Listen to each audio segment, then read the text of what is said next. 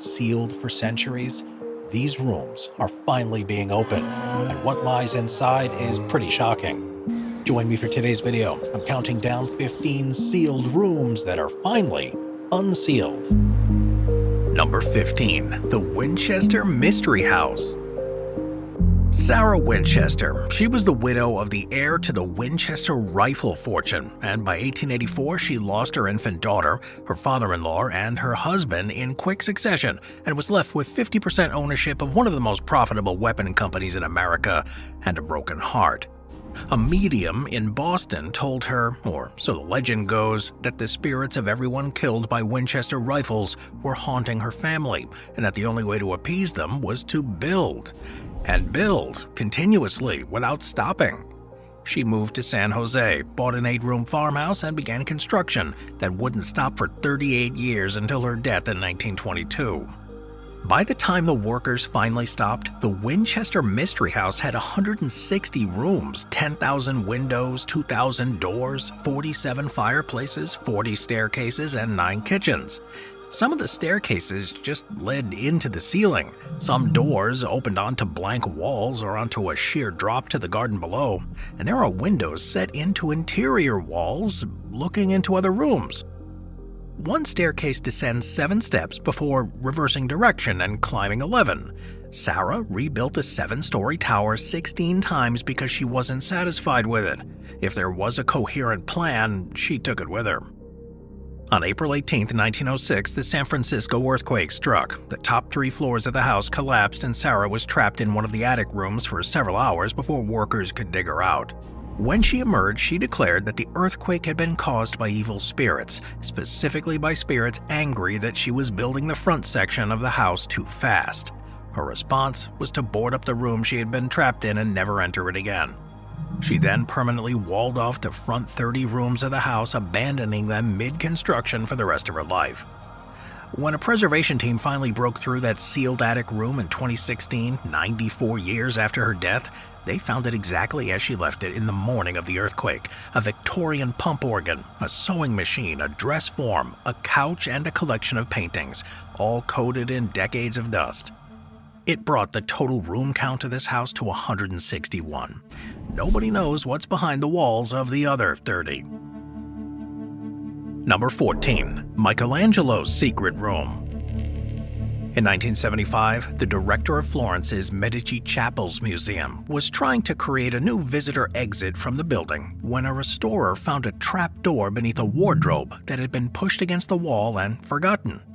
The trap door led down a narrow staircase into a long, low corridor, 33 feet long, about 10 feet wide and 8 feet high, that had been used for coal storage until 1955. Then it was sealed shut and left completely forgotten for the next 20 years.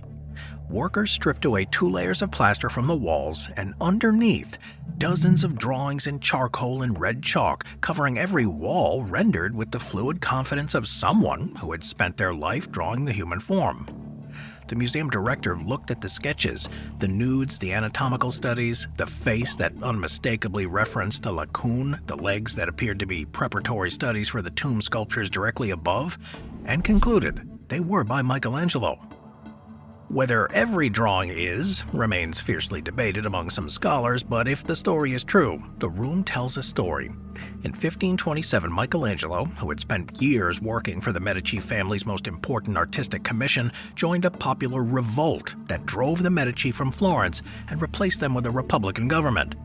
He served as the Republic's supervisor of city fortifications, overseeing the defenses that were supposed to keep the Medici out.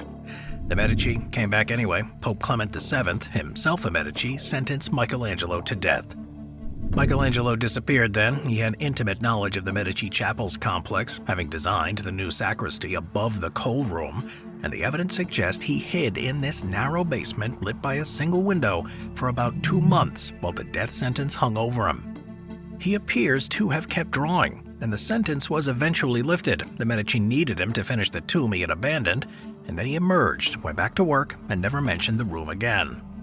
It sat beneath the chapel for 4.5 centuries, coated in dust, the drawings slowly hidden under layers of white. It opened to the public for the first time in November of 2023. Only 4 visitors are permitted inside at once, for 15 minutes at a time, in near darkness to protect the charcoal from light. This room is about the size of a large garden shed, and on its walls are possibly the most private-made drawings in the history of Western art. Number 13. Benjamin Franklin's Bone Pit. So Benjamin Franklin, right? He lived at 36 Craven Street in London for about 18 years. He served as a colonial representative before the American Revolution. The house is now a museum, and in 1998, during renovation works to prepare it for that purpose, workers making modifications to the basement found a sealed room behind a partition wall. Inside the room, they found a pit dug into the floor. Sticking out of the pit, a human thigh bone. Well, excavation of the pit revealed 1,200 human bones in total, fragments, skulls, ribs, limbs, representing the remains of at least 10 people, several of them children. The bones had been sawed, drilled, and scraped with sharp instruments. Someone had been dissecting human bodies in the basement of one of the most famous addresses in London, and then burying the evidence. Franklin himself, though, was not the culprit. The most credible explanation centers on his friend and tenant, William Hewson, a prominent anatomist who lived in the house during the 1770s and ran a small anatomy school from the building. The study of human anatomy at the time required actual human bodies, which in 18th century England were extremely difficult to obtain legally. The Murder Act of 1752 allowed only the bodies of executed murderers to be used for dissection, and demand from anatomists and medical schools outstripped the legal supply.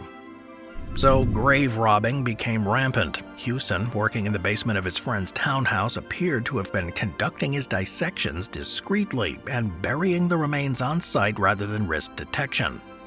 Franklin was a scientist and a physician's friend. He almost certainly knew what was happening in his basement, or at least suspected it. He said nothing, as far as the historical record shows, and the bones remained under the floor of 36 Craven Street for over 200 years. Hewson died young, age 34, from an infected cut he got during a dissection, and then he took this full story with him. The bones are now displayed at the Craven Street Museum. The sealed room is open to visitors, and Franklin's official portraits still line the walls above the spot where this pit was dug. Number 12. Track 61, the Waldorf Astoria, New York City. Beneath the Waldorf Astoria Hotel in Midtown Manhattan, there's 17 floors below street level, and tucked inside the underground rail yard of Grand Central Terminal is a private railway platform that was built in 1929 when the hotel was built.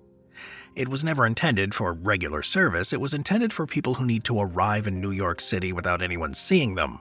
Its most famous user was Franklin Delano Roosevelt.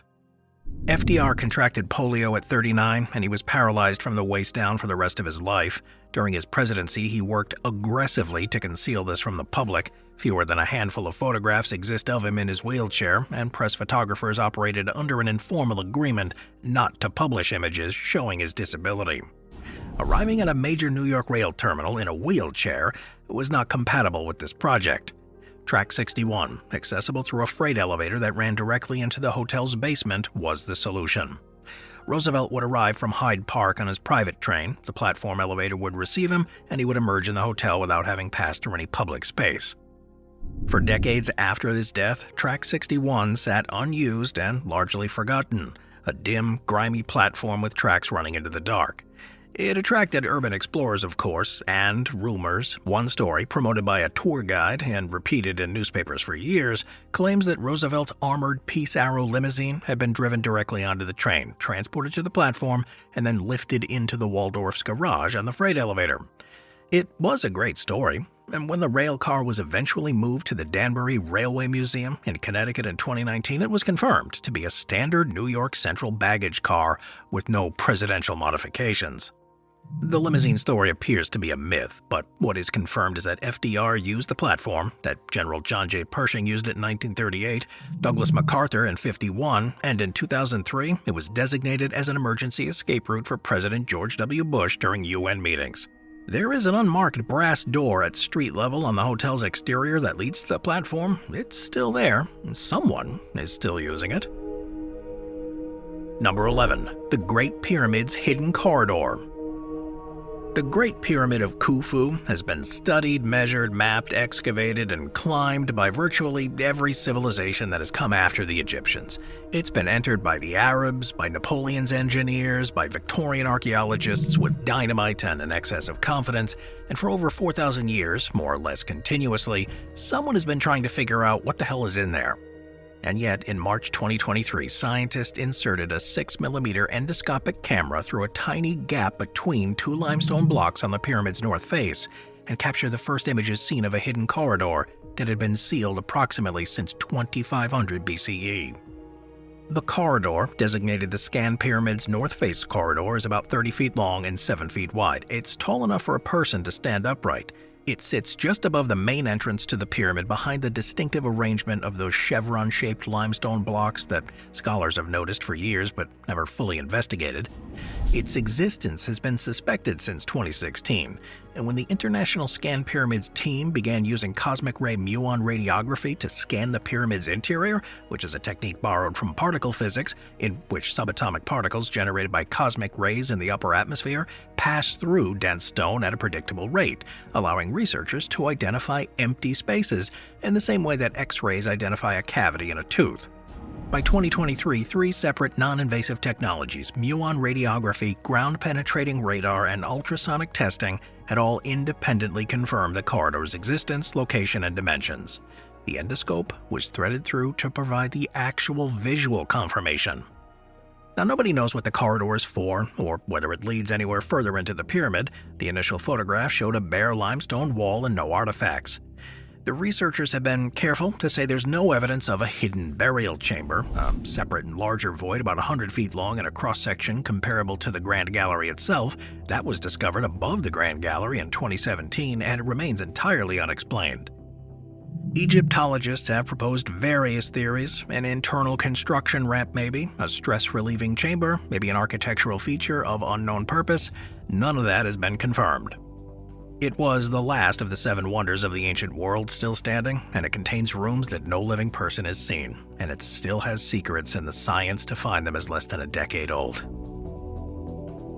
Number 10. Gustav Eiffel's apartment. When the Eiffel Tower opened in 1889 as the centerpiece of the Paris World's Fair, it was the tallest man-made structure on Earth. 6 million people visited it in its first year. What almost none of them knew was that somewhere at the very top of the iron lattice, 900 feet above, Gustav Eiffel had built himself a private apartment. The apartment sits on the tower's 3rd level, directly below the spire. It's about 1,000 square feet in total, though much of that is occupied by the elevator shaft, the stairwell, and the technical installations. The actual living space is more modest: a reception room with a sofa, 3 small desks, a piano, a kitchen, and a bathroom. There is no bedroom. Eiffel, who financed roughly 3/4 of the tower's construction himself, apparently never intended to sleep there. He used it for scientific experiments, atmospheric measurements, aerodynamics research, meteorology, and to receive distinguished visitors. The most famous visit was that of Thomas Edison in September of 1889. Edison arrived, toured the tower, ascended to the apartment, and presented Eiffel with one of his patented phonographs, at the time among the newest and most remarkable devices. Eiffel kept a golden book for guests to sign. Edison's inscription read, "To M. Eiffel, the engineer, the brave builder of so gigantic an original specimen of modern engineering, from one who has the greatest respect and admiration for all engineers, including the great engineer of the Bon Dieu." Well, the book also contains signatures from the Prince of Wales, the Shah of Iran, Sarah Bernhardt, Paul Gauguin, and Buffalo Bill Cody. Eiffel died in 1923, and the apartment was subsequently used for storage and technical equipment, and then fell into a state of semi-obscurity for decades. It was eventually restored and opened to the public view, though only as a recreation. Visitors can peer through the window at wax figures of Eiffel, his daughter Claire, and Edison sitting there, arranged around the phonograph. The actual room, though, is behind glass. Number 9. The Brooklyn Bridge Shelter. In March 2006, a bunch of inspectors from the New York City Department of Transportation were conducting a structural survey of the Brooklyn Bridge's Manhattan anchorage. That's the massive tower on the Manhattan side from which the bridge's cables are anchored into the bedrock. The anchorage is a labyrinth of vaulted granite chambers, some of which are used for storage or technical purposes. Others are simply there because the structure required them. The inspectors were working their way through when they found a chamber that nobody in the Department of Transportation knew about. Inside, 352,000 high-calorie survival crackers in sealed metal tins, 50 barrels of drinking water, paper blankets, first aid supplies, and boxes of dextran, that's a drug used to treat or prevent shock. Stamped on the boxes, the dates 1957 and 1962, the years of Sputnik and the Cuban Missile Crisis. It was a Cold War fallout shelter. The Office of Civil Defense, that's the federal agency in the 1950s and 60s that oversaw America's civil defense planning in the event of a nuclear attack, had quietly stocked emergency survival caches in buildings and structures throughout New York City during the height of the arms race. The Brooklyn Bridge, with its enormous stone anchorage carved into the Manhattan bedrock, was ideal, structurally among the most robust buildings in the city, already possessing sealed chambers and located near the financial district, where large numbers of people might need to shelter in the event of a nuclear strike. The cache appears to have been installed sometime between 1957 and 62. The dates on the boxes correspond to Sputnik and the Cuban Missile Crisis, the two moments when nuclear anxiety in the U.S. peaked, and then it was simply forgotten. No record of it appeared in any Department of Transportation file. Even the blankets, they were labeled for use only after enemy attack. Well, the water drums came with a note explaining they could be doubled as commodes once emptied, and the crackers, according to reports at the time, were probably still edible after nearly 50 years. The shelter's exact location inside the anchorage has never been disclosed for security reasons. The chambers remained closed, and the crackers were presumably disposed of, though no official statement has confirmed that. Number 8. Marie Antoinette's escape door. At Versailles, the Queen's bedchamber, it's one of the most formal rooms in the most formal palace in Europe. It's where the Queen of France woke, slept, gave birth, and received visitors according to protocols so rigid that her morning routine, dressing, washing, receiving courtiers, was a public ceremony with a defined order of precedence governing who was allowed to hand her which garment. Now, the room is opulent and entirely exposed. But behind the left side of the Queen's bed, though, cut invisibly into the brocade and paneling of the wall, is a small door. It leads into a private corridor connecting the Queen's apartment to the King's. Almost nobody knew it was there. On the night of October 5, 1789, it saved Marie Antoinette's life. The Women's March on Versailles began in the market districts of Paris, where thousands of women, furious at bread prices and the distance of the royal family from the suffering of ordinary people, armed themselves with whatever was available and walked 12 miles to the palace. By nightfall, they overwhelmed the outer gates. In the early hours of October 6th, they broke through and killed 2 of the Queen's personal guards in the antechamber. Marie Antoinette, according to her First Lady of the Bedchamber, Madame Campan, was woken by the sound of the mob and ran barefoot through the hidden door, holding her slippers, her hair undressed, crying out for her children. The passage led to the King's apartments, but Louis had already gone to find the children. She hid, eventually reunited with her family, and appeared on the palace balcony that morning to face the crowd. She never returned to Versailles again. The royal family was escorted back to Paris under guard and placed under effective house arrest at another palace. The palace at Versailles, though, was sealed, and for much of the subsequent 2 centuries, the private apartments hidden behind the doors remained closed to the public.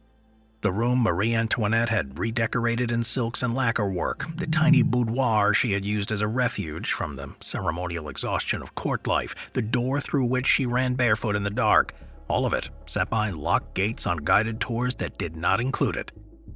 In 2023, following an extensive 5-year renovation project, the private apartments were opened for the first time, accessible only through specialist evening tours of the palace. That jib door is still visible to the left of the Queen's bed, cut as invisibly as it ever was into the brocade paneling of the wall. Moving on to number 7, Bran Castle's secret staircase. Bran Castle. It sits on a cliff about 700 meters up above the valley, at the border between Transylvania and Wallachia. It was built in 1388 as a military fortress to guard the mountain pass against Ottoman expansion, and it looks exactly as a medieval castle guarding a mountain pass against Ottoman expansion should look. Towers, ramparts, narrow windows, walls thick enough to absorb cannon fire. Inside its 57 rooms are centuries of Roman history. Inside one of these rooms, for an indeterminate number of those centuries, was a secret staircase that everyone had completely forgotten about. The staircase was built into the castle walls in the 14th century and as an emergency escape route for the military officers garrisoned there. It ran from the first floor to the third, narrow enough for only one person at a time to pass, concealed entirely behind a false fireplace that has been installed to hide the entrance. The concealment of it was so effective that within a few generations, the staircase had been forgotten entirely and it vanished from any record. For centuries, the fireplace simply appeared to be a fireplace, and the staircase behind it was in darkness. In 1920, Bran Castle was presented as a gift to Queen Marie of Romania, granddaughter of Queen Victoria, a first cousin to both King George V and Tsar Nicholas II, and a woman known equally for her fierce diplomatic will and her deep love of architecture. The castle was derelict and cold, used largely for storage. Marie described it as having a savage beauty, and immediately set about transforming it. She hired an architect to renovate all 57 rooms, added running water, electricity, a hydroelectric power plant for the surrounding villages, and an elevator carved directly into the rock of the cliff to carry her between the castle and the gardens below. During the renovation works, the false fireplace was moved. Behind it, the original 14th century staircase, entirely intact, exactly as it has been built 5.5 centuries earlier, that was sealed in darkness the entire time. Queen Marie had the staircase preserved and incorporated into the castle. She loved Bran so intensely that she requested in her will that her heart be removed after death and buried here. And it was. It's now in a chapel on the grounds. The secret staircase is now one of the most visited features of it, the narrow passage threading through the ancient stone from floor to floor. But before the renovation, nobody alive even knew it was there. Number 6. Anne Frank's Secret Annex. On July 6, 1942, Otto Frank led his wife Edith and his daughters, Margot and Anne, through a revolving bookcase on the second-floor landing of his business and into a rear annex that he had been secretly preparing. They were joined over the following weeks by 4 more people, the Van Pels family and a dentist named Fritz Pfeffer. 8 people in total, sharing 450 square feet of hidden rooms above a canal-side warehouse, concealed from the street by surrounding buildings on all 4 sides. They wouldn't leave for 761 days. The annex worked because it was invisible. The bookcase had been built by one of the helpers, and it swung on hidden hinges to reveal the entrance. From the landing, nothing suggested any space lay beyond. Inside, the 8 inhabitants maintained absolute silence during the working hours when employees were in the warehouse below. No toilets flushed, no floorboards creaked, no voices above a murmur. At night, they could move more freely, cook, talk, listen to the BBC on a hidden radio. Otto Frank kept pencil marks on the wall of his room tracking his daughter's growth. Anne grew 13 centimeters in those 2 years. Margot grew 1. On the wall of Anne's room, she pasted photographs, film stars, landscapes, members of the Dutch royal family, Michelangelo's Pieta. She wrote her diary at a desk so small her knees barely fit under it. And she rewrote it from the beginning when she heard a radio broadcast in 1944 suggesting that personal accounts of the war might be published afterwards. On August 4, 1944, SS officers entered the building, worked their way through every crate and bag in the warehouse, came to the landing, moved the bookcase, and found the entrance. All 8 were arrested. Only Otto survived the camps. After the war, he returned to Amsterdam, and Miep Gies, one of the helpers who had kept them supplied, placed Anne's diary pages in his hands.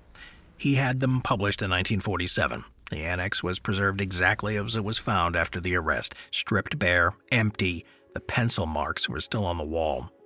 It opened as a museum in 1960, and it now receives over 1 million people a year. And the bookcase still swings open on its hinges. If you're enjoying the video, please drop a like and a comment down below. It really does help the channel out. Number 5. The Vasari Corridor in Florence. In the spring of 1565, Giorgio Vasari, Renaissance Florence's most prolific architect, the man who had written the definitive account of the lives of Leonardo, Raphael, and Michelangelo, received a commission from the most powerful family in Italy. Duke Cosimo de' Medici needed a private elevated passageway connecting his government palace at the Palazzo Vecchio to his residence at Palazzo Pitti on the opposite bank of the Arno River. The route was about 750 meters and it crossed the city's most famous bridge. It passed through the church, and the deadline was the wedding of his son, Francesco, 5 months away, and Vasari built it in time. The corridor runs above the streets of Florence, elevated on brackets and arches, passing through the Uffizi Gallery along the north bank of the Arno, where Cosimo had the existing butcher shops evicted and replaced with goldsmiths on the grounds that their smell wasn't compatible with the corridor above.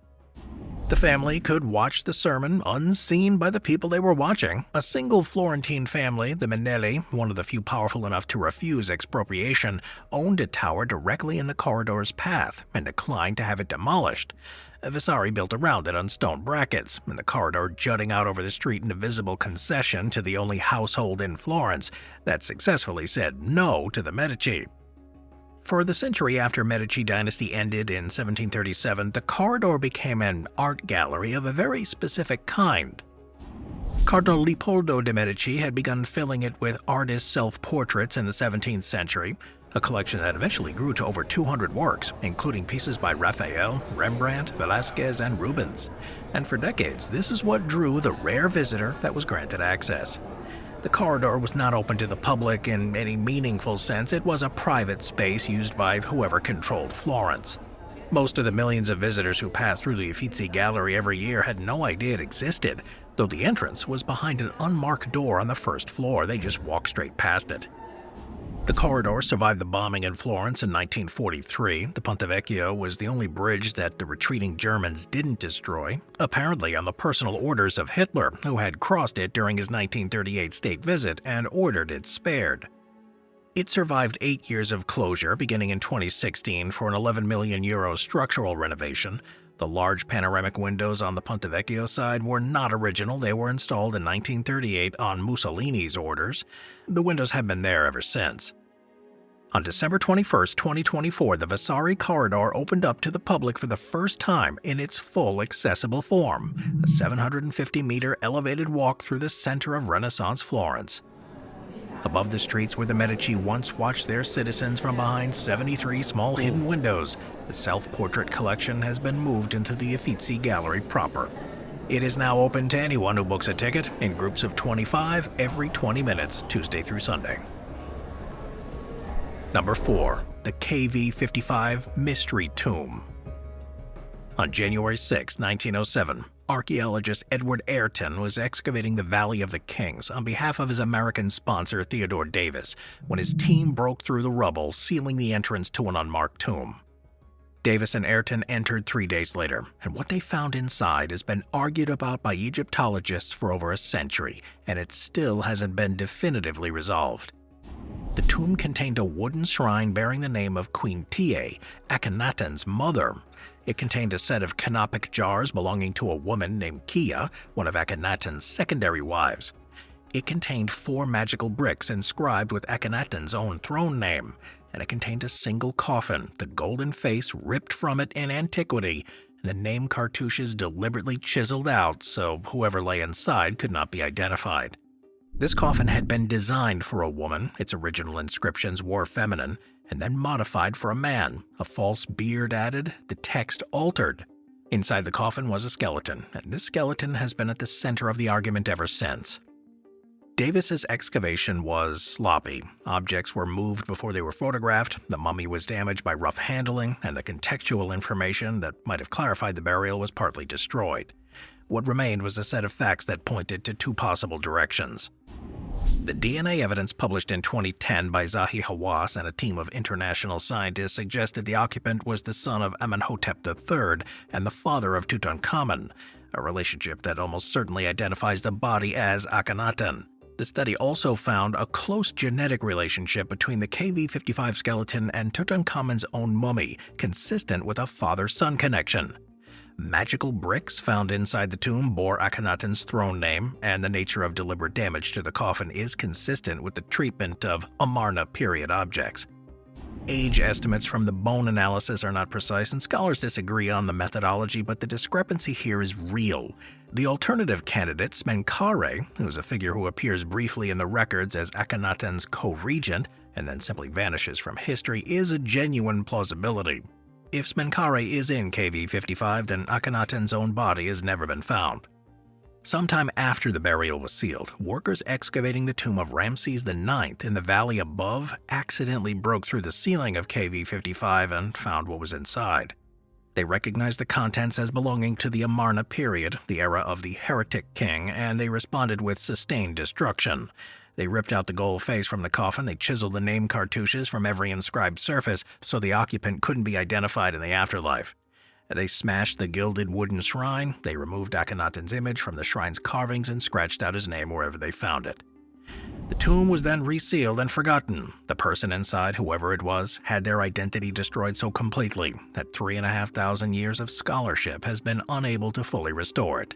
They remain lying in the Cairo Egyptian Museum, known only as the occupant of KV-55. Number 3. The Lascaux Caves.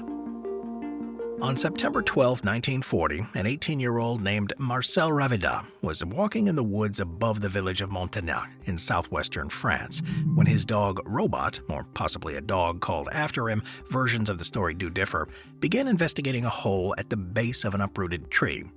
Ravidat looked at the hole, dropped a stone in to gauge the depth, and went back to get 3 friends. The 4 of them widened the entrance and descended into a narrow shaft about 15 meters deep. They had heard there was a local legend about a secret tunnel connecting the hillside to a nearby manor house, and they thought this might be it. It was not a secret tunnel, it was something that no living person had seen for somewhere between 15 to 22,000 years. The cave walls were covered, floor to ceiling, with paintings. Not scratches or marks, paintings rendered in blacks, reds, yellows, and deep ochres, depicting horses, aurochs, deer, bison, ibex, rhinoceros, bears, and a single bird-headed human figure, in compositions that stretched across the stone in what appeared to be deliberate arrangement. The Hall of the Bulls alone contains 17 individual animal figures, several of them larger than 6 feet. These images were all made with pigments of iron oxide, manganese dioxide, and charcoal applied to the cave walls with brushes, fingers, and blowpipes. These are tubes which pigment could be sprayed. This cave had been sealed by a rockfall thousands of years before the birth of Christ, and the seal had worked. The temperature, humidity, and carbon dioxide levels inside remained stable for millennia, preserving the pigments with great fidelity. The 4 teenagers recognized they had found something important and contacted their school teacher, who contacted the archaeologist Henri Breuil, and Breuil descended on December 21st and immediately confirmed. These paintings were genuine Paleolithic art, not medieval, not modern, but created during the last ice age. Everything that might have degraded the pigments over the intervening millennia had been locked out. The paintings were in essentially the same condition as the day they were made. Paleolithic art of this completeness and quality had simply never been seen before. When the cave opened to the public in 1948, no one fully understood what they were seeing. In the first decade, it received up to 1,800 visitors a day, and each visitor breathed, and breathing releases carbon dioxide, warmth, and moisture. By 1955, green algae were visible on the walls, and by 1958, white calcite crystals were forming over some of the paintings. The French Minister of Culture closed the cave in 1963, and the paintings have survived sealed in darkness for roughly the duration of human civilization, and 11 years of tourism nearly destroyed them. The cave itself has been closed to the public ever since. A replica cave, Lascaux II, opened nearby in 1983, and it reproduces the Hall of the Bulls and part of the Axial Gallery. Lascaux IV, a full-scale digital reconstruction, started in 2016. It uses high-resolution scanning to recreate the entire cave with the humidity and lighting of the original. The original is now accessible to fewer than a dozen scientists per year. In 2001, an air conditioning system accidentally disturbed the cave floor and it triggered an outbreak of fungus. Years of chemical treatment slowed it, and in 2007 a new gray and black fungal species appeared. Conservators are still managing both, and the paintings are watched more carefully than almost any object in the world. 4 teenagers and a dog found them in a hole in the ground during the German occupation of France. They had been sitting there waiting for 17,000 years. Number 2. Tutankhamun's tomb. By the autumn of 1922, almost everyone agreed that the Valley of the Kings was finished. Dozens of royal tombs had been found and excavated over the previous decades. The American financier Theodore Davis, who had funded the excavation in the valley for years, had declared publicly before his death that it was exhausted. He had ended his own work barely 2 meters from the entrance to the most famous archaeological discovery in history and found nothing. The concession passed to a wealthy English aristocrat who funded excavations as a serious hobby, and to his field director, Howard Carter, a self-taught British archaeologist who had spent 30 years in Egypt developing a methodical, evidence-based approach. Carter was convinced a royal tomb had been missed. By 1922, Carnarvon, had been funding the research for 5 years, found almost nothing. He told Carter 1922 would be the last season. Carter went back to a section of the valley floor he had previously cleared and then abandoned, directly beneath a row of ancient workers' huts just outside the entrance to the much-visited tomb of Ramses VI, and asked his team to remove the huts and dig. On November 4, 1922, a young water boy clearing debris stumbled on a stone step cut into the bedrock. Below it, another step, and then 15 more, descending into a sealed doorway.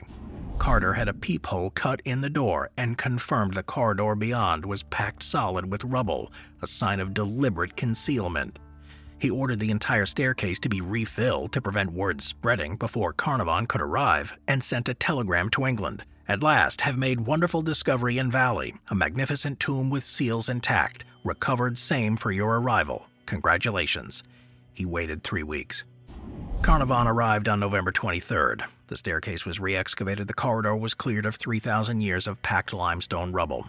Evidence showed it had been breached by tomb robbers in antiquity and then resealed twice, meaning the tomb had been found and entered in the ancient world but closed again.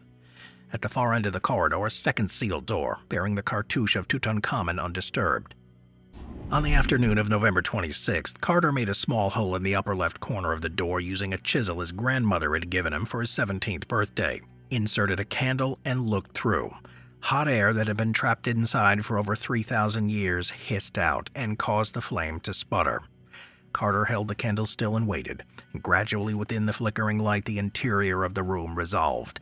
Gilded funeraries shaped like animals with outstretched necks, stacked painted boxes, alabaster vessels, dismantled chariot wheels, golden shrines, a throne, a bed, layer upon layer of objects packed so densely that Carter couldn't immediately see the walls. Carnarvon was standing behind him in the sealed corridor, asked, "Can you see anything?" Carter replied, "Yes, wonderful things." This tomb contained over 5,000 objects. Carter spent a decade cataloging and removing them with painstaking care, photographing each in position before moving it, noting every detail.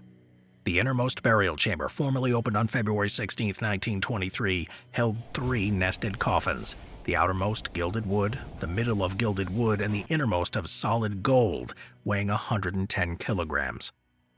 Inside was the mummified body of a teenage king who had died at approximately 19 years old, his face covered by a golden mask with a serene expression that hasn't changed in 3,000 years. The tomb also contained evidence of a hasty burial, goods that appeared to have been made for other people and repurposed at the last moment, disarrayed, suggesting that the preparations were rushed. Because thieves didn't know his name, they were unlikely to search specifically for his tomb. His historical insignificance preserved him perfectly. The wax seal of the royal necropolis on the outer door was undisturbed for 3,245 years. Tutankhamun himself is still in his tomb in the Valley of the Kings. Carter left him there. Number 1. The Tomb of the Unknown Pharaoh.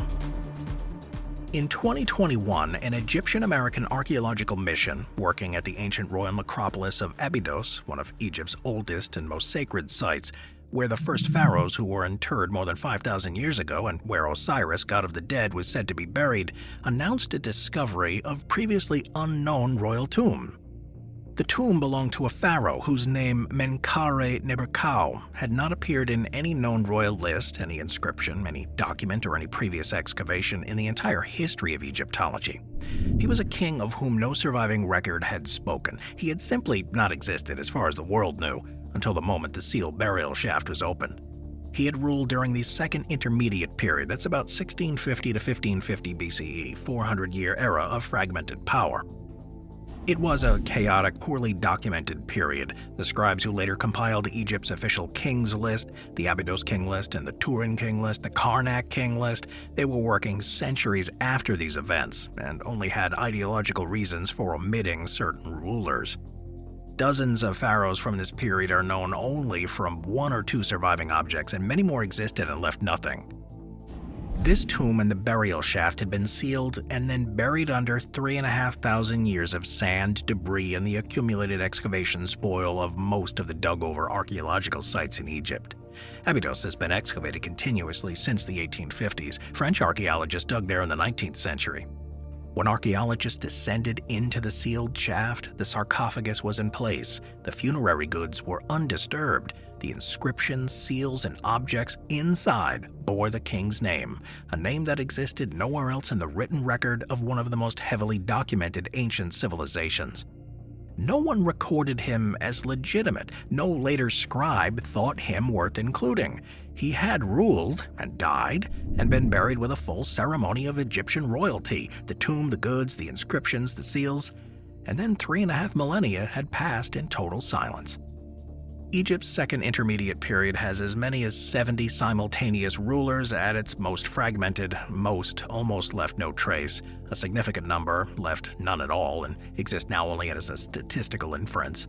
We know there must have been rulers we don't know about because there are gaps in the chronology and they demand them. Every decade of Egyptian archaeology produces new names, new tombs, new evidence, and reigns that the records just erased.